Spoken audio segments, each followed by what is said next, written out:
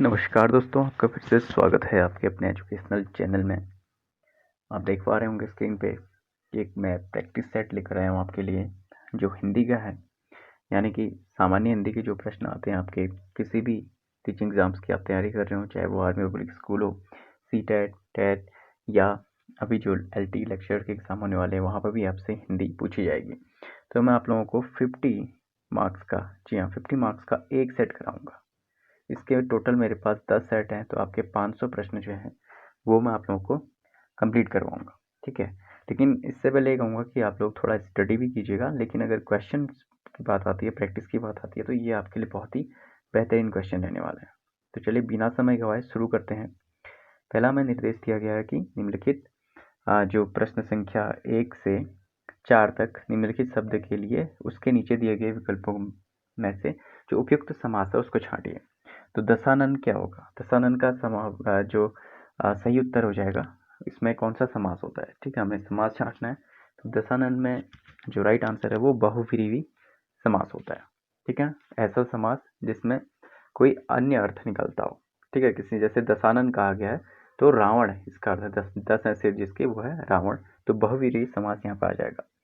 दूसरा प्रश्न है रोग पीड़ित, यानी कि रोग से पीड़ित, ठीक है। आप समझ सकते हैं कि रोग पीड़ित, रोग से पीड़ित नहीं कहा तो रोग से पीड़ित, रोग पीड़ित लिख दिया गया, ठीक है। समास का अर्थ ये है कि संक्षिप्त रूप, ठीक है, किसी भी शब्द का।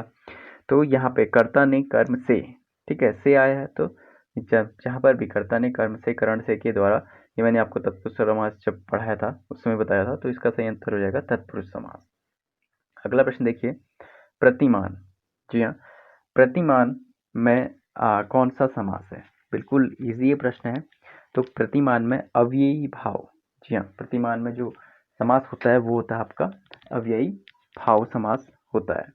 ओके, नेक्स्ट क्वेश्चन है वीर पुरुष। जी हाँ, अगला प्रश्न है हमारा, वीर पुरुष में कौन सा समास होगा? तो वीर पुरुष में जो समास होता है वो है तत्पुरुष, ठीक है। वीर पुरुष में जो समास हो जाएगा वो तत्पुरुष समास हो जाएगा। B is our right answer. देखिए बहुत ही बेहतरीन क्वेश्चन है, आपके 50 प्रश्न अभी तैयार हो जाएंगे एक ही वीडियो में, तो इस वीडियो को अच्छे से देखिए। अलग अलग तरह के प्रश्न है, ऐसा नहीं कि एक ही तरह के प्रश्न है, अलग प्रश्न है। अब 4 एक तरह के प्रश्न आए, 5 से 9 तक क्या क्या करना आपने, आप नीचे लिखे प्रत्येक वर्ग में दिए गए विकल्पों में से तत्सम शब्द का चयन कीजिए। जी हाँ, तत्सम शब्द आप छाटने आपने। तो 5वें में देखिए, ठीक है, तत्सम की बात कर रहा है, यानी कि हमें संस्कृत के वर्ड जो है छाटने हैं। तो 5वें में पहला क्या जाएगा? एकदम इजी यहाँ पे भी है, चंद्रमा। जी हाँ, चंद्रमा यहाँ पे संस्कृत का शब्द है, चांद, चंद्र और चंद ये नहीं है। ऐसे ही छेद, डंडा, विवाह और सिंह, ठीक है, इसमें भी आप एकदम राइट सोच रहे हैं, वो है विवाह। 7वां प्रश्न देखिए, हंसी, कपूर, ओज, आम, ठीक है, इसमें देखिएगा तो राइट आंसर आपका क्या हो जाएगा यहाँ पे, यह है सी, ओज, ठीक है। 8वां है खेत, नहर, निर्मम, कुछ, ठीक है, इसका जो राइट आंसर है वह है निर्मम। ये प्रश्न अभी सरल से कठिन की ओर बढ़ेंगे धीरे धीरे, ठीक है। इसमें भी आपको कुछ लग रहा होगा कि कुछ बात तो है टेस्ट में, ऐसे ही आपको जो लास्ट मिलेगा सेट, ठीक है, उसमें भी अच्छा होगा। तो इसको आप एक सीरीज के रूप में तैयार कीजिए अपना। स्क्रीनिंग टेस्ट जो आप दे रहे हैं लेक्चर का, वहाँ पर भी ये काम आएगा आपके, ठीक है। और हिंदी के जितने भी आप टीचिंग संबंधी एग्जाम देते हैं वहाँ पर तो आने वाला है। चलिए, यहाँ पर तो सीधा आपको उत्तर मिल गया होगा, पहले ही देखते हैं सुमन। जी हाँ, 90 का ए जो है राइट आंसर हो गया। अगला देखते हैं, प्रश्न 10 से 15 तक नीचे लिखे प्रत्येक वर्ग में दिए गए विकल्पों में से तद्भव शब्द, अब आपने तद्भव छांटने हैं, ठीक है, यानी कि जो हिंदी भाषा के शब्द हैं, ठीक है। देखते हैं इनको।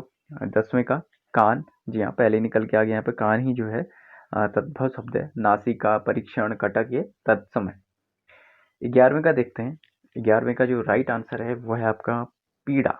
जी हाँ, पहले मिल गया हमको पीड़ा, सही उत्तर है। 12वें में देखते हैं पक्षी, नृत्य, अंधेरा, पश्य, तो यहाँ पर भी बिल्कुल कन्फ्यूजन की बात नहीं है, अंधेरा जो है एक आपका तद्भव शब्द है।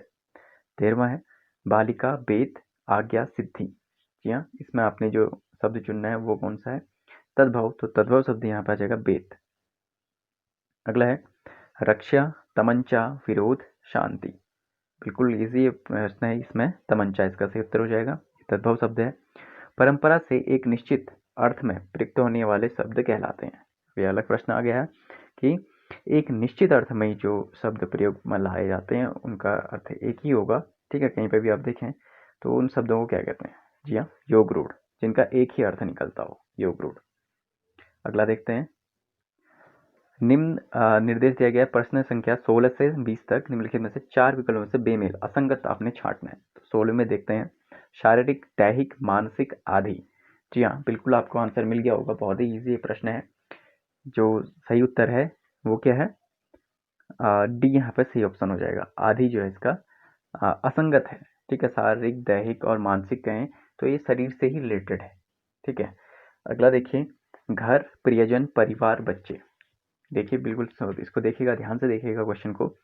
घर, प्रियजन, परिवार, बच्चे में घर जो है बेमेल हो गया, क्योंकि देखिए प्रियजन, परिवार, बच्चे क्या है, एक तरह से लिविंग हैं और कहें कि जुड़े हुए हैं, ठीक है, एक तरह से। तो घर वहाँ पे इनमें जो है असंगत हो जाएगा। सिर, शीर्ष, मस्तक, शीर्ष, देखिए कितना अच्छा इनमें डिफरेंस आ रहा है। तो इसका सही उत्तर हो जाएगा मस्तक, ठीक है। सिर, शीर्ष और शीर्ष जो है वो ऊपर के बहुत ही हाइट के लिए यूज किया जाता है, ठीक है। नेक्स्ट है 19 का, निगाह, दृष्टि, नेत्र, नजर, ठीक है। तो इसका सही उत्तर हो जाएगा नेत्र। नेत्र यहाँ पर अलग हो जाएंगे, क्योंकि निगाह, दृष्टि और नजर तीनों एक ही जो है देखने के लिए यूज किए जाते हैं, ठीक है। नेत्र ये होगा कि जिसके द्वारा हम देख रहे हैं, ठीक है, वो एक अंग में आ गया। ये चीजें समझनी होंगी दोस्तों, इस तरह के प्रश्न बनते हैं। आपका सीटेट टेट में भी ऐसे प्रश्न जरूर पूछे जाएंगे। समस्या, जटिलता, कठिनाई, खेद, बताइए इसका। इसका जो राइट आंसर आपने ढूंढ लिया होगा वो है डी, खेद। जी हाँ, बिल्कुल सही उत्तर है इसका, खेद। नेक्स्ट क्वेश्चन से पहले एक छोटी सी बात करना चाहूँगा कि आपका टीचिंग एप्टीट्यूड के भी प्रश्न जो है आएंगे, ठीक है, जल्दी मैं उनको कराऊंगा। इंग्लिश और हिंदी दोनों भाषा में। मैं इंग्लिश में अगर वो है तो आप लोग कह रहे थे ना अंग्रेजी भाषा में, तो मैं हिंदी में उसे ट्रांसलेट करके आपको अच्छे से समझाऊंगा। चलिए अगला सुनते हैं प्रश्न। 21 से 26 तक निम्नलिखित शब्दों के उपयुक्त पर्यायवाची आपने छाटने हैं। स्वर्ग का बिल्कुल ईजी, नर्क होता है इसका, ठीक है, इसमें कोई कंफ्यूजन की बात है नहीं। लेकिन यहाँ पे आपने पर्यायवाची छाटना है, ठीक है, अपोजिट की बात नहीं कर रहा। तो द्यो, जी हाँ, द्यो भी है, स्वर्ग से रिलेटेड है, बिल्कुल सही उत्तर इसका यही है। कुबेर का पर्यायवाची, पर्यायवाची शब्द में देख रहे हैं, ध्यान रखिएगा, ठीक है। विलोम अक्सर देते हैं, जैसे स्वर्ग का नरक, अगर जल्दीबाजी में कोई होगा तो एकदम नरक लिख जाएगा, ठीक है, इसको देखना पड़ता है। कुबेर का जो पर्यायवाची है वो क्या होगा, तो इसका है धनाधिप, ठीक है। धनाधिप जो है कुबेर का पर्यायवाची है। रात्रि, रात्रि का विभावरी, ठीक है। बीती रात्रि, विभारी, विभावरी, ये आपका अपने कविता भी सुनी होगी, ठीक है। 24 का देखते हैं, बी जो है इसका सही उत्तर हो जाएगा, भागीरथी का एकदम सीधा है, ठीक है। गंगा जो है इसका पर्यायवाची हो गया। अब अगला प्रश्न है, नीचे दिए गए अवतरण के रचयिता के नाम का चयन कीजिए। जाकी रही भावना जैसी, प्रभु मूरत देखी तिन तैसी, बिल्कुल बहुत अच्छा ये भावना है, वो है सी, ठीक है। तुलसीदास जी ने कहा था, यानी कि इसका अर्थ यही है कि जिसकी जैसी भावना होती है उसे जो उसमें उन्होंने प्रभु के कहा था, भगवान को उसी रूप में वो देखता है, ठीक है। ऐसे ही मतलब आप अपने उससे भी ले सकते हैं, ठीक है। चलिए, कौकिल विद्यापति की पदावली कौन सी भाषा में रचित है, कौन सी भाषा में रचित होगी, ये आपका मैथिली में, ठीक है। जो पदावली है कोकिल विद्यापति की, अब देखिए यहाँ पर 2 प्रश्न आपके बन गए। पदावली किसने रचित की थी, विद्यापति जी ने, ठीक है। अगर कहीं पे भी रिकॉल करने में कंफ्यूजन होता है तो इनके नोट जरूर बना लीजिए दोस्तों, ये टॉप मोस्ट क्वेश्चन है, ठीक है। और इसको शेयर जरूर कीजिएगा, जितने भी आपके कलीग हैं, फ्रेंड्स हैं, उनमें शेयर कीजिएगा इस वीडियो को। हिंदी की मूल उत्पत्ति किससे हुई है, बोला देखिए हिंदी की मूल उत्पत्ति किससे हुई है, यानी कि किस शब्द से इसकी मूल उत्पत्ति हुई है, तो वो है सौरसेनी अपभ्रंश से। जी हाँ, अगर मूल उत्पत्ति की हम बात करें तो ये अपभ्रंश से हुई है, वो भी कौन सा, सौरसेनी। देखिए दोस्तों, बहुत ही कम समय में हमने 27 प्रश्न कर लिए। 10-15 मिनट के वीडियो में अगर आपके 50 प्रश्न बन जाते हैं तो बहुत ही अच्छी बात है। अगला देखिए, भारत की प्रथम देश भाषा कौन सी है, प्रथम देश भाषा भारत की पूछी है तो यह है पाली भाषा। अगला है, निम्नलिखित में से कौन सी भाषा संस्कृत भाषा का अपभ्रंश है, संस्कृत भाषा का अपभ्रंश पूछा है, ठीक है। तो पाली भाषा ही जो है संस्कृत भाषा का अपभ्रंश है। भाषा के रूप का ज्ञान किससे होता है, भाषा के रूप का ज्ञान किससे होता है, तो ये होता है व्याकरण से ही जो है भाषा के रूप का ज्ञान होता है। ये इंपॉर्टेंट है, इसको स्टार करके लिखिए, आया भी है एग्जाम्स में। हिंदी में स्वतंत्र रूप से बोले जाने वाले अक्षर क्या कहलाते हैं, अभी व्याकरण संबंधी प्रश्न आपके आगे हैं। तो हिंदी में जो स्वतंत्र रूप से बोले जाने वाले अक्षर हैं उन्हें हम कहते हैं स्वर ही कहा जाता है उन्हें, ठीक है, जिन्हें आप स्वतंत्र रूप से बोल सकते हैं। अगला है, हिंदी भाषा में वे ध्वनियाँ कौन सी हैं जो दूसरी ध्वनियों की सहायता से बोली या लिखी जाती हैं, तो वह है व्यंजन। अगला है क ख ग फ में कौन सा उर्दू से लिया गया है। ये प्रश्न भी अक्सर बनते हैं। तो ये ख जो है वो उर्दू का शब्द है। जिन शब्दों में अंत में अ आता है उन्हें क्या कहते हैं। ये प्रश्न भी अक्सर बनता है एग्जाम में। तो अ आता है अंत में तो उसे अकारांत कहते हैं। अ से याद कर लीजिए, अ से अकारांत। नेक्स्ट है 35 से 39 तक आपने क्या करना है, 4 विकल्पी वर्तनी देने सही वर्तनी वाले शब्द। ये प्रश्न तो बनना ही बनना है, ठीक है, इसमें कोई कन्फ्यूजन नहीं है। तो अनुच्छेद जो लिखा जाएगा 35 का जो आंसर है वह सी, ठीक है, आधा चॉइस में होता है। देख लीजिएगा, इसको ध्यान से लिख लीजिएगा अपनी कॉपी में। पूंजीवाद, जी हाँ, पूंजीवाद में अक्सर अभी कुछ एस्पिरेंट आए थे मेरे पास, उन्होंने अपने पेपर दिखाया मुझे कि पूंजीवाद में छोटा पू आएगा कि बड़ा पू आएगा, ऐसे करके भी उनमें कन्फ्यूजन था उसमें। लेकिन यहाँ पर जो डिक्लेयर सीधा सीधा मैं उत्तर बताता हूँ आपको, वो क्या है, पूंजीवाद में हमेशा बड़ी ऊ की मात्रा आती है, बड़ी ऊ की मात्रा आएगी, ठीक है, पूंजीवाद होगा। अंतर्निहित, देखिए इसी तरह के प्रश्न बनते हैं, कहीं से बाहर से कुछ प्रश्न नहीं आएगा। अंतर्निहित है तो यहाँ पे अंतर्निहित इस तरह लिखा जाता है, सी इसका सही उत्तर है, ठीक है, नी के ऊपर आधे रौ की मात्रा। परीक्षा, परीक्षा सीधा सीधा डी इसका उत्तर है, ठीक है, कोई कंफ्यूजन की बात नहीं है, परीक्षा में बड़ी ई की मात्रा आती है।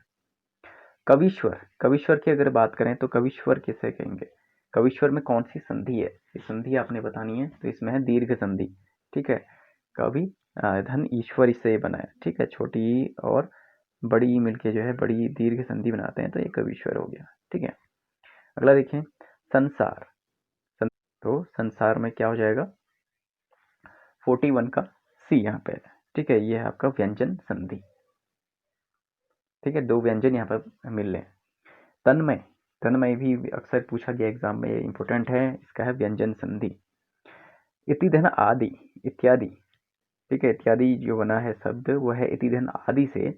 तो यहाँ पे जो संधि है वो है आपकी यण संधि, ठीक है, इति धन आदि, ठीक है। संधियों को पहचानने का मैंने शॉर्ट ट्रिक भी आपको एक वीडियो बनाया है, उसमें जरूर देख लीजिएगा।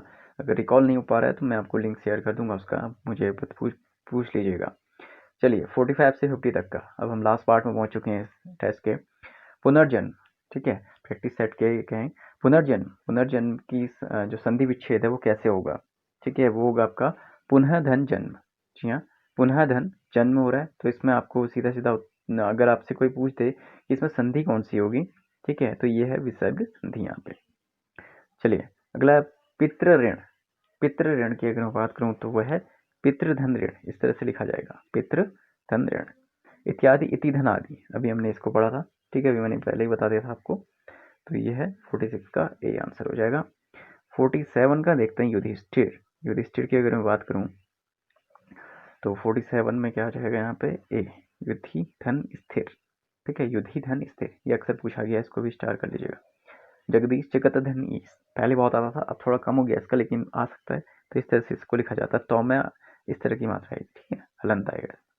कनकटा, कनकटा यानी कि कान कटा होगा, ठीक है, कान जिसका कटा उसे कन कटा कहते हैं।